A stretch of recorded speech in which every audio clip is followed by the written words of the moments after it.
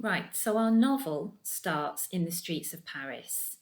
The novel starts by describing a marble, La Bille.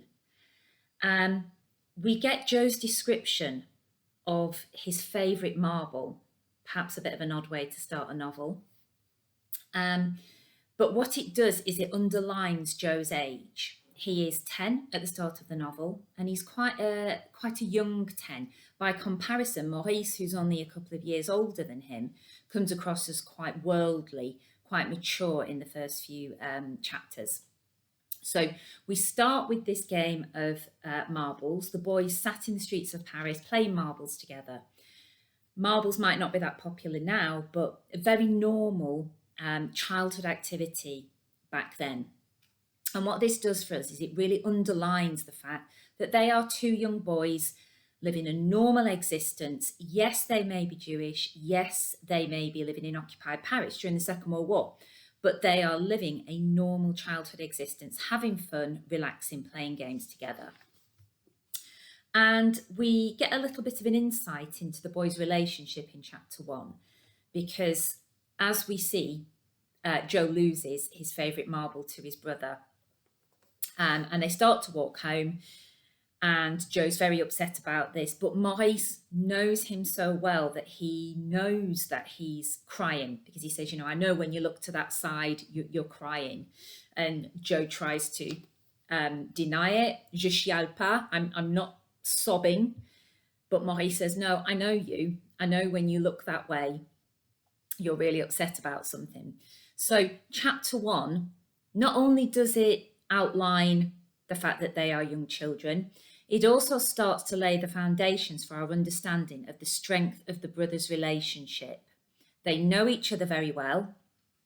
They know each other's habits, but they are also best friends. I mean, they are sat together in streets of Paris playing marbles together. The other thing that the start of this chapter does is it gives us a real insight into the area that they live and what their surroundings are like.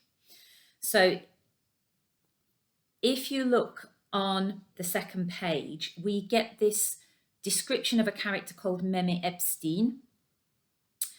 And Epstein is a typically Jewish name. There's also a reference on the next page along to La Charcuterie Goldenberg. Again, Goldenberg is a typically Jewish name. So we start to understand that they live in an area of Paris, the Porte de Clignancourt, that is full of Jewish immigrants, Jewish refugees, or people of Jewish heritage. Meme Epstein herself is a Bulgarian. We also come across the first time this word pogrom, and we learn that a lot of the people who live there are also des fuyards de l'Est, so people who have fled from the East. So not just Jews, but Russians, Romanians, Czechs, Trotskyites, intellectuals, artists, and so on. So they're not just people who have fled from Jewish persecution, people who fled from persecution in general, but typically lots and lots of Jewish families in this area. So again, this just gives us an insight into the kind of world that the boys are living in. We learn in the first few chapters that the boys actually don't really understand what Judaism is. The Joffo family are not a particularly religious family, but they are surrounded by Jewish culture.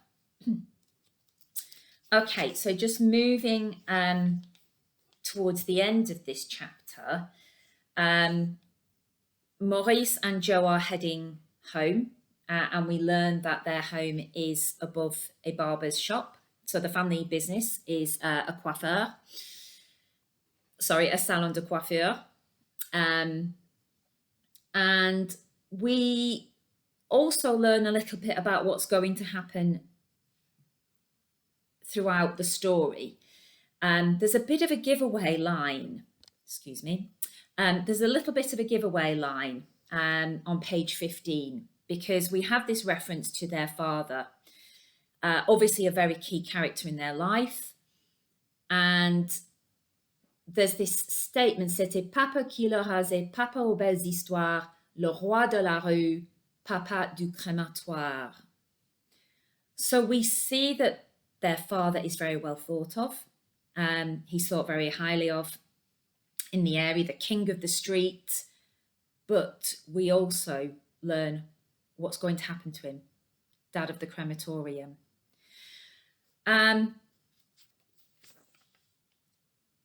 We are told that this area, the Porte de Clignancourt, was a dream area for children because of all the things that they could get up to. They didn't have any of the modern day distractions, parks, slides, and so on. But they wandered freely throughout the streets. They were very, very happy in this area. As they get towards their home, they stood outside the salon and they see two German soldiers walking towards them. And they decide to do something a little bit stupid, which is stand in front of the sign outside their business saying that it's a Jewish business. Obviously, no SS officers would have willingly gone into a Jewish business to pay them for their work at this period. The boys think it's hilarious. Again, something that draws our attention to their naivety, their innocence. They don't really understand at that point, although they do in the next chapter, quite how serious it is what they're about to do. So they stand in front of this sign and the two SS officers decide to go in to get a haircut. So key things to take away from chapter 1. The Sac de Billes, the title, is brought to life in the opening paragraphs because they are playing a game of marbles. This underlines their age, their innocence. We also learn about we start to learn about the strength of the brothers' relationship. They play together, they understand each other's quirks.